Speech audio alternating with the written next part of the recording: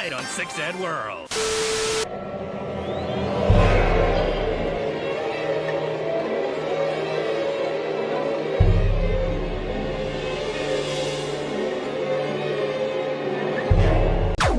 Oh my god, Myra, did you unplug the video camera?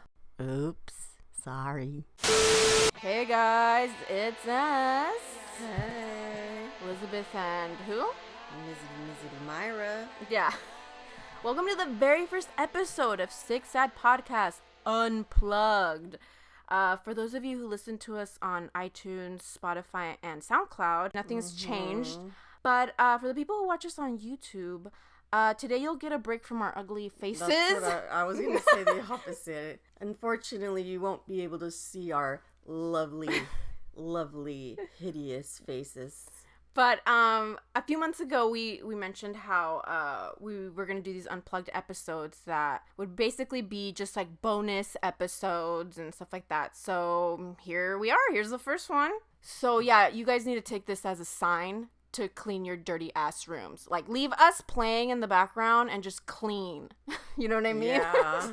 That's what I do when I listen to podcasts. I just like play it in the background and then I just clean. Yeah, me too. Anyway, just a quick thank you to everybody who's left us reviews and all that stuff on iTunes. Really appreciate it. And I just wanted to read you a couple, Myra, because they're so cute. I know damn well you don't even know how to get to the podcast page on iTunes. But I would love to hear that. It's story time. Okay, get it cozy. Okay, so instant_Ivan gave us 5 stars. Oh, I love you, Ivan. He wrote wow in capital letters, and he wrote, one of the most original, authentic, and genuine people of all time.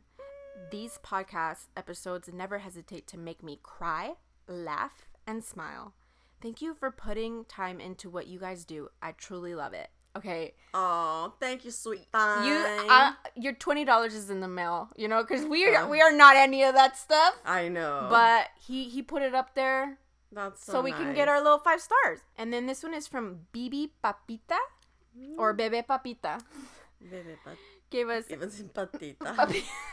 she gave us 5 stars, and she put favorite podcast. Aww. And she said, I never write reviews or comments on anything. Thank you so much.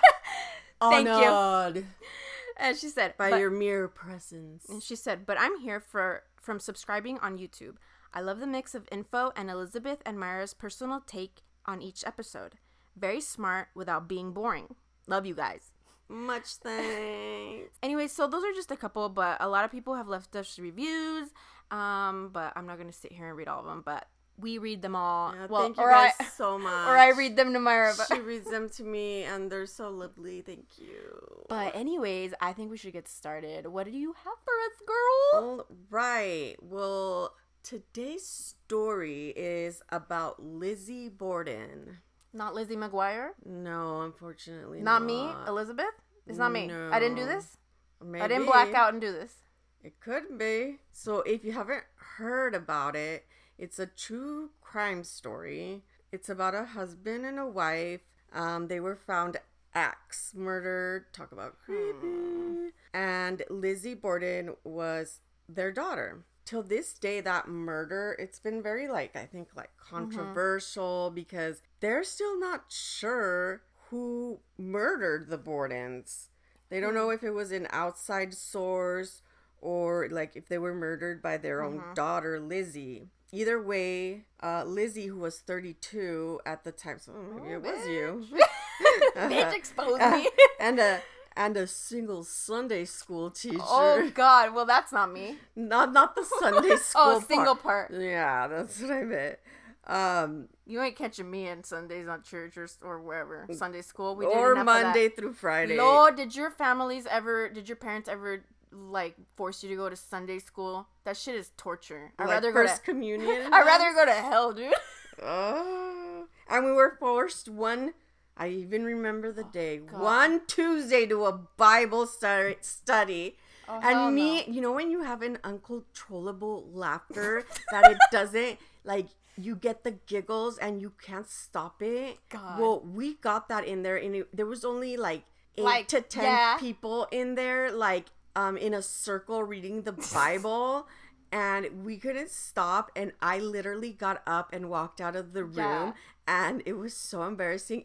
But Elizabeth chose to stay. I was like, I couldn't pull the move. it was embarrassing to get up and walk away because like everybody was like looking, especially since we had been laughing for like 5 minutes by that point. This is what set us off. Okay, you'd think some crazy shit happened. No, the guy who was leading the class or whatever, he was like, okay, now we're gonna meditate on like something Jesus, some like Jesus music, and he presses play on his little stereo, and this like flute comes on. It's like the fucking bad Titanic song. You had to be there. That Titanic. You had to be there. Oh God, tell me you've seen that bad Titanic. My heart will go on flute. With the okay, flute. well, it was Jesus, like bad Jesus music. Yeah. And I was nose flaring it. Like, my nose was going 90. We were, like, hiding behind the Bibles, but everybody could see us shaking and, like, the little giggles we were giving. They probably, like, they thought we were probably so disrespectful.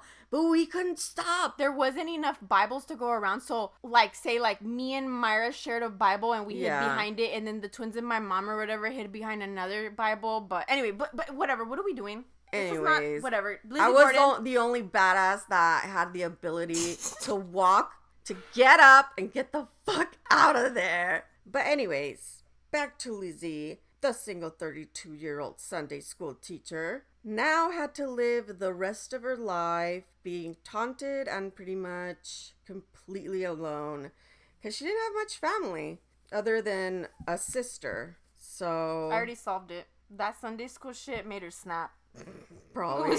Okay, anyway. So the story goes a little something like this. Tell it, sis. The date was August 4th, 1892. So that was like 120 something years ago. You said 18 what? 1892. Okay, well, I have here a set of facts because I already knew it was in the 1890s. Mm-hmm. Only 90s kids, again, will remember this shit, but only 1890s kids. 1890. Remember, can you imagine those repping the 90s? The 1800s, yeah, 90s? Those are the real 90s kids. Dude, we're the replicas. But anyway, this is, I looked this up by myself, but these are inventions that were invented in the 1890s. Mm-hmm. And it was the first stop sign. Can you believe the first smoke detector? How does that even... Didn't they live in, like, wood houses? No. I'm sorry. Not quite. But still, I'm like, I was gooped to the house when I heard that. I was like... Yeah, like a smoke detector, man? I don't know. They were on point. I imagine it like freaking the Flintstones. Like, they had a parrot, and then it was like, fire, fire. Like, how the hell? I think I remember that. Okay, the bottle cap was invented. The gasoline-powered tractor... the first vehicle. Go on. The first volleyball. They were getting pretty damn futuristic there. Yeah.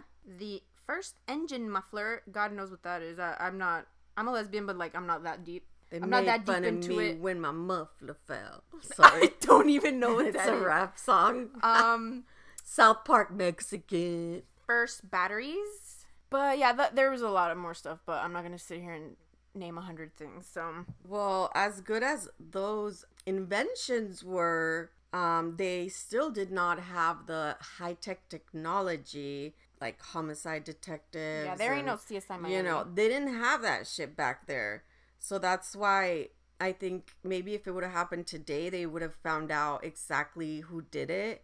But since it was back then, they didn't have a lot to work with, and, you know, it was very confusing, and they never found out exactly who. So yeah, they didn't have the technology, but let's back it up and start on that oh so faithful day. So that morning, Lizzie, she was the youngest daughter. She slept in, and Emma, the eldest sister, was away with friends. I didn't even know she had a sister. Finally, in the end, Lizzie wakes up and goes downstairs after her uncle that had arrived, I guess, like the day before, unexpectedly, he left. That's... She was trying to vote the... Yeah, I was about to say that. She didn't come out till he was gone. Everybody can relate to this. I've literally done that so many times. I'm like, fuck, somebody came. Yeah, I'm fucking hungry. Yeah. But I don't want to go say hi. Just barricade yourself. I just barricade myself in the room until I hear them leave. I'm like, I'm out! Put hashtag relatable in the comments if you can relate. So, yeah, the uncle left. And so Andrew, who was the husband, Lizzie's father, he left the house, and Abby, the wife, Lizzie's stepmom, she stayed home doing, like the womanly things. Ew. Like, cleaning around, picking up his husband's underwear. Disgusting. I swear to God, I would have been fucking murdered back then. Hand wash. Because I'm not doing anything. Freaking skid marks and That's shit. Demonetized. I'm sorry. Anyways. Fuck. Now I can't. We don't got no chance in hell making no money off this one. Okay. I'm kidding. By the way, there was also a maid, so, she probably had first hand on those skids. But yeah, there was a maid. Her name was Bridget. She actually ended up going to her room to like take a nap because I guess she had been sick from a flu that had been going around. Probably cholera or that sounds 1800s. Yeah. And later that day, Andrew is the husband. Okay, Andrew and Abby. And Abby, okay? Is the husband and wife that got murdered. Yeah. Parents of Lizzie Borden. Yeah. So Andrew ends up leaving for a while and later gets back home. And once he gets back home, I guess Lizzie let him know that Mrs. Borden, because I guess they called her Mrs. Borden because she was their stepmom and they didn't get along very well. So yeah, they called her Mrs. Borden. And so she tells him that Mrs. Borden had left because she had received a note about a friend being sick. And that was the last anyone would ever hear from them alive. Okay, so now on to the murder. So the first thing that's like heard or learned about the murders is that Bridget, who, if you remember, was in her room sleeping, I guess she got woken up by Lizzie screaming, saying that her father was dead. I guess his face was like unrecognizable. Oh, I've seen the picture. I think a lot of people have seen those pictures. Yeah, by the amount of axe blows he received. Side note, if you can hear that, that's my cat. My cat is like, when cats bake cakes and shit? They're purring. They're kneading. I tell him to stop porking. Okay, well, he's kneading right now, and if you can hear that, I'm sorry. But anyway. Can you control your porking, sir? It just sounds like a pig. Like a baby pig. He's so cute. But anyway. Anyways. So he back to the murder. Yeah, he was... From cute cats to murder. Yeah. He was sleeping, right? On the couch. He was on the couch. He had just gotten back in. I think he was asleep. He, fell asleep. Dude, literally, best nap ever and then worst nap ever. I know. I would come back to life and I'd... no one's interrupting my nap, basically. You just interrupted it in the biggest way possible. At least we'll never have to, face the alarm clock to get up anymore. You always look on the bright side. Yeah, so she got woken up. The axe, the blows, face unrecognizable. So as soon as Bridget learns this, she immediately went to go find the doctor. I guess as well as one of Lizzie's neighbor friends. So because of the commotion of all of that, the other neighbors noticed and became aware that something was wrong, something was going on, and so they called the police. You know what? Po-po! You know what wasn't invented? 911. I don't know. It should have. I know. Okay, so Bridget, the maid, ends up getting back to the house and checks on Abby upstairs, and she's actually the one that finds her. She found her laying face down in a pool of blood. I'd run right out. So, yeah. Can't catch me in that house one more second. So, yeah, they were both dead. She's probably like, am I getting my check this week? But, yeah, Abby had been hit 19 times and Andrew 11. Fuck. And now we're moving on to the investigation. And at this point, Lizzie was not a suspect. She claimed that she was in the barn, I guess looking for some piece of iron when the murders took place. Sounds sus. Why do you need to do that? What do you I need don't know, iron but for? I don't know. You know, back in those days, they needed stuff. For what? Metals and Guilty. shit. So this is like about the investigation. So the first thing the detectives noticed was that Abby's blood had started to congeal. So obviously that's assuming that she had been killed first. Yeah, because Andrews wasn't like congealed, you know? If you're eating bone apple teeth. If you're drinking Bloody Mary. Yeah. Say she's guilty. Right now, you know what's going through her mind? What? I didn't mean to end his life. I know it was. I can't even sleep at night. Can't get it off my mind. It was like, oh, mama, mama, mama, I just shot you right down. I just in asked you. Central Station, in front of a big old crowd. Oh, Shit, we're gonna get copyrighted. I know, like, it's so, like, they're gonna Rihanna's record company. They gonna think literally think I'm that, playing her CD right now. Yeah, seriously. So you better peep it. Yeah. All right. So at first, the two suspects, a man, they never said his name. They were like a man. That had been seen wandering around the house, I guess around the times of the murders, and Bridget, the maid, because of the fact that she was there. You know, Lizzie really wasn't being looked at because she was their daughter. They were like a well-off, respected family in the community. So, yeah, those two people, the man and the maid, were their main suspects. But they were both actually cleared, and that is when they started zoning in on Lizzie. And that's when she said, don't know what I was thinking, now he's no longer living, so I'm about to leave town. Shit, Sony Music's coming, dude. I could hear them clicking that copyright notice. Okay, so they did start zoning in on her, but they didn't have any like physical evidence tying Lizzie to the murders. It was just the fact that like no one else could have done it. Yeah. And the maid and the man, like I know the man had like a tight alibi, and I don't know what cleared Bridget, but obviously it was so they got the man. They just didn't bother to say what his name was. I guess. I thought like a man was seen, but nobody knows who this man is. But no, they got him, and they were loosey goosey. Yeah, the police was just like whatever, some man. Yeah, completely. He got cleared. He had an airtight alibi. And other than that, there were like multiple things that like just didn't make sense. Like, for example, if their timeline was correct, Abby was murdered in the morning and never left the house. So where was that note that Lizzie claimed Abby received? You know, the one that her friend was sick and she told her dad, oh, she's gone because she received a note because her friend was sick, so she left. But the police, you know how they do.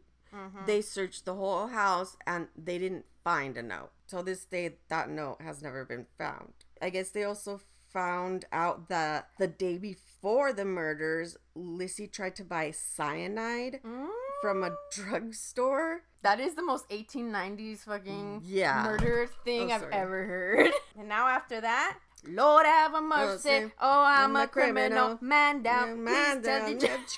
Give me minimal. Run out of town on a day. See me? Dude, it's over. It's done. Oh, for fuck's sake. Oh my god. Every time you keep bringing stuff about her, it's like she keeps sounding more guilty. So this song just goes. It's like Rihanna wrote that song about Lizzie Borden. Yeah. There's no doubt in my mind now. I can't unhear it. Every time I hear that song now, it's gonna be Lizzie Borden. But anywho, she had tried to buy cyanide, but the clerk said she needed a prescription for that, and she wasn't able to purchase it. Which, like their stomachs, the Andrews and Abby's stomachs, they were looked at in the autopsy, and like they didn't have anything. She wasn't able to buy the cyanide. So maybe she could have been like, well, I couldn't buy the cyanide, so I guess I have to kill him with the axe. But maybe she didn't do it. Yeah. No, I'm not saying she did it, because nobody has been proven guilty for this murder. So so we don't want to talk down on an innocent, perhaps innocent woman. And she's dead, and, she can't defend herself. So when they were already in court, I guess one of Lizzie's friends testified, and she mentioned that like a few days after the murders, she saw Lizzie burning a dress. All the documentaries we see, they're burning shit up, right? Dude, this bitch freaking... That is like, you are a criminal 101. This bitch Tekashi 6ix9ine this bitch. Oh, yeah, that bitch's gonna get She snitched on Lizzie. So so she burned the dress, and I guess she asked her, like, you burning that dress, girl? And I guess Lizzie said that it was stained and it couldn't be worn anymore, so she was just like burning it. Would you burn things if you didn't want it anymore? I know. Was Goodwill not a thing? You're not gonna donate it, you're not gonna throw it out, use it as a rag to clean shit, to polish your shoes. Things were more like necessary that back seems then. So extra to like burn something, and the effort and it was in the stove. Like, how much time could that have in the stove? Like that probably took her like 1,000,000 years. Hell no. Who's gonna go through all that trouble? It's like, if it's unwearable, throw it away. If you're not gonna give it to like somebody that needs it, probably, I bet you there was a lot of poor people, but she took the time to burn it. I mean, unless it was unusable, but still, what I'm saying is throw it out. Yeah, throw it away. Like, I would just throw it away if I was gonna wear it. The garbage wasn't invented in 1890, you stupid bitch. Yes, I see now what happened. So I guess after the judge heard that, he charged her with Lizzie. Yeah, he charged Lizzie with the murders. Oh God. And of course, it became like a huge media sensation, and it was called the Great Trial. That's what they called it. Man, all the chismosas, all the like gossiping ladies. Hey, those were the like the drama channels back in the 1800s. That's what I'm trying to get at. That's what they were, doing with that. They were like getting their drama from the newspaper. Yeah, that newspaper was YouTube. Yeah. So after this, the defense went to work. They used the skulls as evidence that Lizzie was innocent. So what they were claiming, I guess, was that whoever caused this like severe damage to the skull, like the skull had, each of them had like a big old hole in their heads. God. Yeah, so it was bad. It was extra.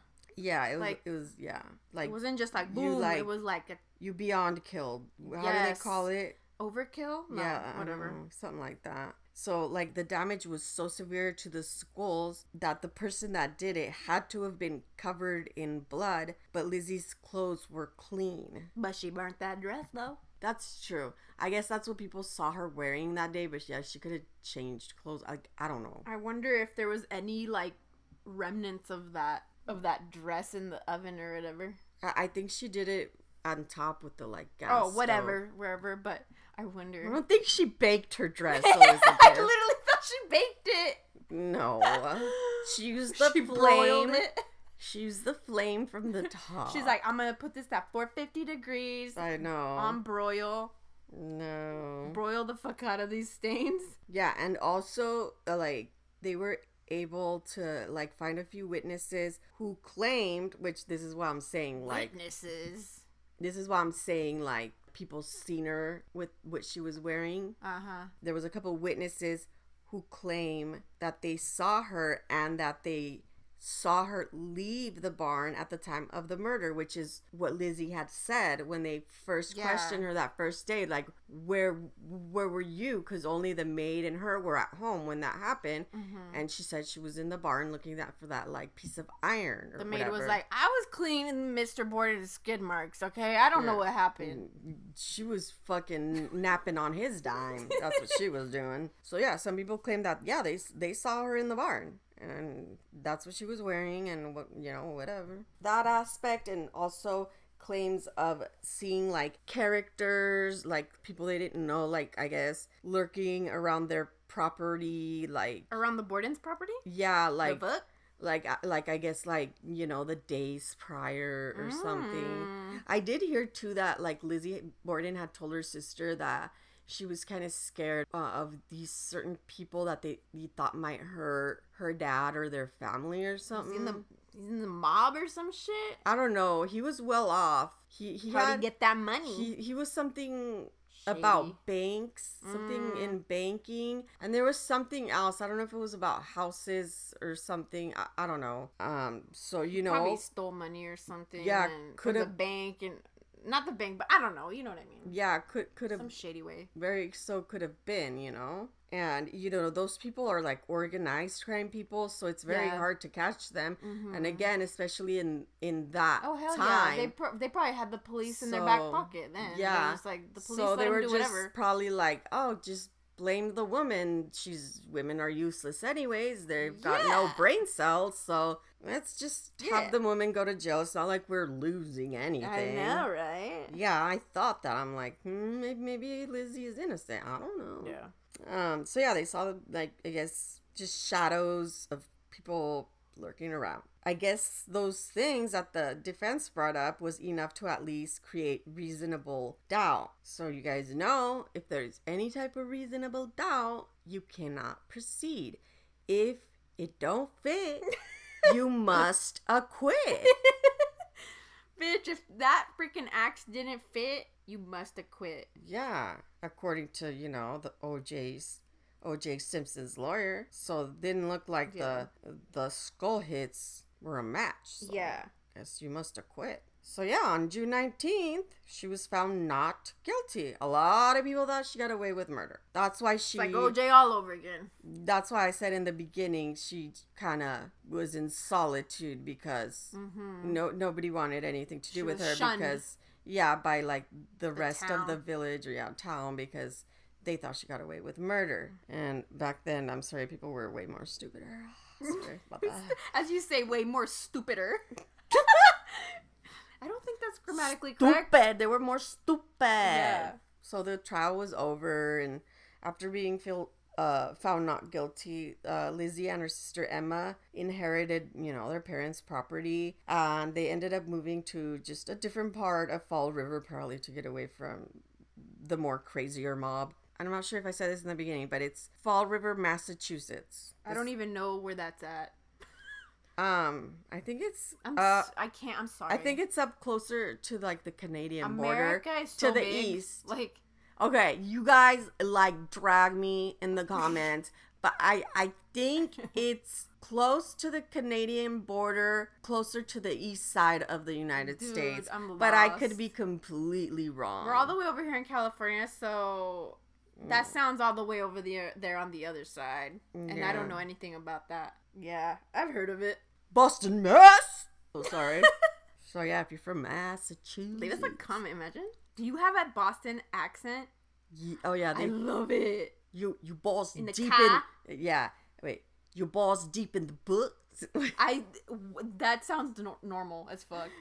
Your balls deep in the books? That sounds. I'm offended for them. I'm sorry. I'm trying to say you balls deep in the books. I heard. What does that mean? It was a Boston detective. That's obscure. Freaking not interviewing when they get the criminal interrogate. Yeah, it was interrogating this guy, and he was like, I don't know, I don't remember. And he was a college student. You're like he didn't remember anything. He's like, why were you like that balls into the books? Balls deep into the books? I had never heard of that, but I guess it's a Boston thing. That's the only thing I said it. But I'm not a good accent imitator. After that interlude, the Boston snippet of our podcast. Okay, I just lost the whole Boston community. I'm sorry. Hey, if you're listening right now, give us a thumbs up. Boston, Mass. Yeah. Okay, anyway. So they moved to a different part where they lived together until 19... I ship it. They're sisters. I'm a desperate lesbian. I don't get anything. Okay, then why don't you welcome when people ship you and Maddie? Dude, people ship me and my own sister, Maddie, if you don't know who she is. It's so disgusting. Like, in my mind, I'm like, what did we do for you to think that we are a couple? Because all I do is yell at Maddie. I don't know. Anyway. So they lived in together until 19, which, 19 what? Some shipments are coming along. What does that mean? Why are you looking at me like that? If any of Elizabeth LGBTQ community is listening. What are you getting at? Before, like, I read into it, I was like, Oh, you're is Lizzie? I think Lizzie was. No. Yeah. She was a friend of Dorothy's. Yes. As they said back in the day. Yes. Well, that's what you getting vibes. Or did people get vibes when you research? Vibes before I got to it, and then it was talked about a little bit. Nobody never knew for sure. It was just speculation. But before that, I started getting like hints, and then I thought, wait a minute, she's 32. And back then, I know we're 32 and we're not married, but it's because I don't want to get married. Yeah, but... I don't want to like actually like go through with a marriage. It's like too much fucking work. I'm like, dude, no. But like, you know, I would do like common law married. But back then, you pretty much it was like that law. You had to get married. Yeah, and back then, 32 was like you're 90. You're done. You're done. She was a spinster. Your goose was cooked. Your roost was cooked. Yeah, but I started suspecting it even before the suspicions were brought up because I was like, you know, I was back in the day. She was 32. And then I forgot what else came up. And I was like, I'm thinking, you know. Wig. But yeah, I guess, you know, the people back then were thinking it too. They confirmed my thoughts. My gay wig just got blown clean off my scalp. Like people that don't even see your main channel, not unplugging. California Love 84. But they're like, what is they're this? probably like, what? Shut up, I don't know what you're talking about. Yeah. Shut up. I think right now most of them are from there, so that's hey true. Y'all, what it do, baby boo? It's a very gay heavy channel. Yeah. Anyway, so yeah. Wow, I had no idea about this. Ooh, and it's coming right up. Your gaydar was on and popping on this one. I wasn't just trying to please the crime interest in you guys. I was trying to give you some shipment. She was trying to give the LGBT community. Yeah. You were trying to feed the I LGBT was trying community. To give you both of your both worlds. Yeah, that's awesome. I'm loving this so, now. Like, now I'm really into it. The Lizzie Borden story. A murdering lesbian? Like, I'm here for it. Don't tell me I never did nothing for you guys. So. Oh my god, leave 10 rainbow emojis if you appreciate this gay tea. Yes. So, yes. They lived together until 1904. Why you say until 1904? Divorce? The sisters. We're talking about the sisters. Yes. Right now it's the sisters. It was because when Lizzie met and made a close bond. These words are triggering me. Yeah. Roommates. When I heard a close bond, I'm like, confirmed. Partner and such. Yeah. All these gay terms. I was like, my suspicions were correct. So what? Made a close bond with who? So she made a close bond with an actress she made named Nance O'Neill. And that... I'm shipping it. Liz Ants. Yeah. That's the ship name. Liz Ants. But Emma, the sister, was not as cool as us California lovers. I don't know what that means. Me, you. Oh, okay. And your my Cali crew? Love crew. My subscribers. And y'all bitches. And was she a homophobe? Yeah. Was she a dirty ass homophobe? Yeah, she was. Let the homos live in peace. I've cremated a... Cremated? I've created a... Hashtag bring Emma down. Bring... I thought you said I've cremated her. No. Hell yeah. Hashtag bring Emma down. So yeah, so their little bond that they created, or it created, speculation that they were more than just friends. Oh my god. And Emma didn't approve and so moved out. And to that I say, Elizabeth, get the fuck out of my house. Oh my God, bye. Disgusting homo. You can call me a fag. No, don't call me a fag. No, don't call me a fag. You want everybody to hate me? You're not allowed to say fag. But you can't call me crippled. Oh shit. But I can. You can't tell me I'm disabled, but I can. Oh, damn it.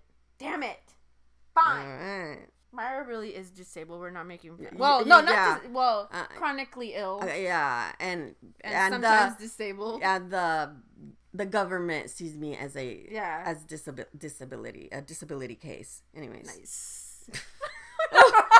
that made me sound so sad. Anyway. But bitch, I get around, okay? Myra has invisible disabilities. They're invisible, but don't judge I people. work with them, and I do what I do. I do what I can. Okay, we're so off. Okay, anyways, Lizzie and her, tell me about this gay story, this gay fanfic you got going on here. Okay, well, Emma didn't freaking approve. Stupid that bitch. Freaking boring Emma, and so she fucking moved out. Fine then, we don't I'd need be like, you. good riddance. Imagine if you would have told me, I'd be like, I'm moving out, Elizabeth. That's disgusting. No, I would cry. And so Lizzie basically lived the rest of her life pretty quiet and private until she died in 1927. The Roaring 20s, as they called them. So she lived for the Roaring 20s. Yeah, she probably roared it up at the gay clubs. Yes. While Emma was busy trying to do a straight pride parade. Yeah, probably. with her flip-flops and pool. What was that one tweet? I loved it. That was hilarious. Straight people coming together. It's like, what are they going to do? I don't know, but there's going to be flip-flops and a pool involved. Surf shorts. I don't even know what's straight, dude. You're my only source for straightness. You and my shit, parents. That is way too straight for my takes. Oh, yeah.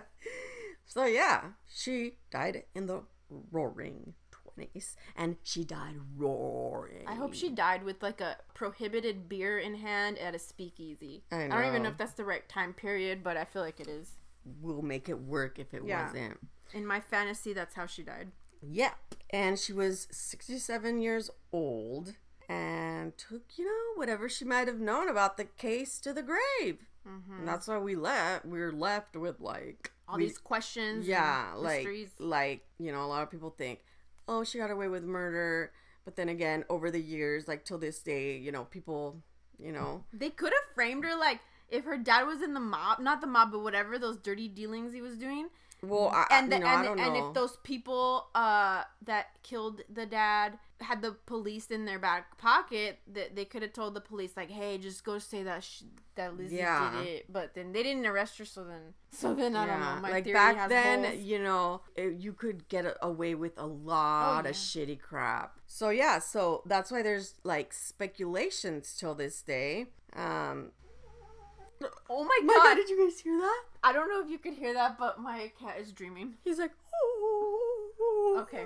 So there was, a lot of speculations that people have came up with throughout the years since there was no official guilty person. So there was these theories, speculations and theories. Okay, so they never talked about this, but I guess Andrew had an illegitimate son called William.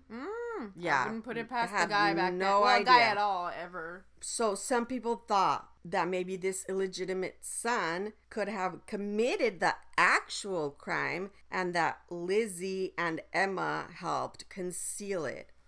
Why would they? Because maybe they had to gain with the property or something. I don't know. Okay, yeah. Or that it was just Lizzie and Emma alone that did it. Mm-hmm. Oh, we're going back to the rainbows and unicorns land.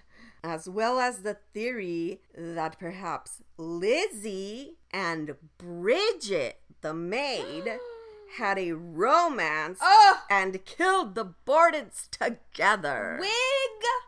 Yeah, I know. My wig's gone. And I don't know, have you heard any theories? Okay, this isn't coming from a super legit source, but I was watching Ghost Adventures one day, and that is not the most credible source because they do dramatize and whatnot, their show.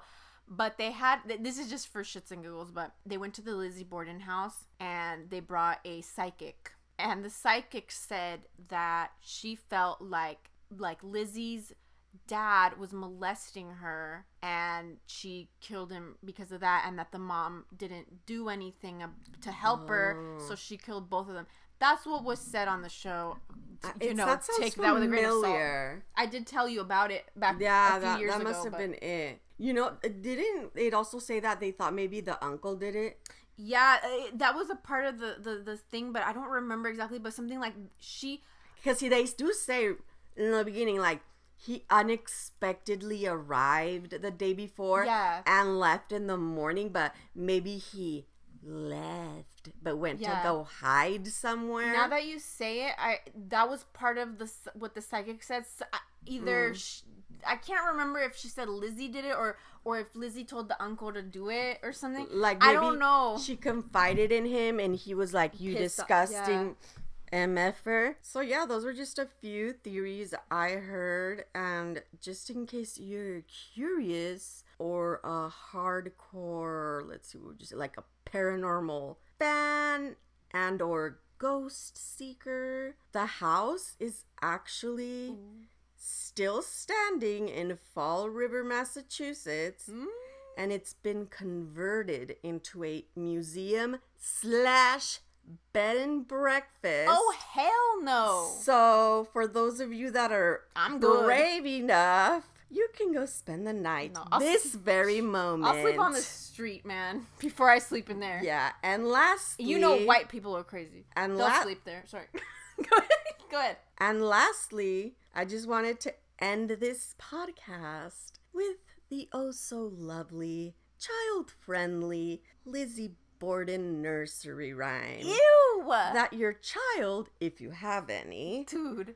will love and cherish and definitely not give them nightmares. I'm calling Child Protective Services. So it goes a little something like this. Jesus.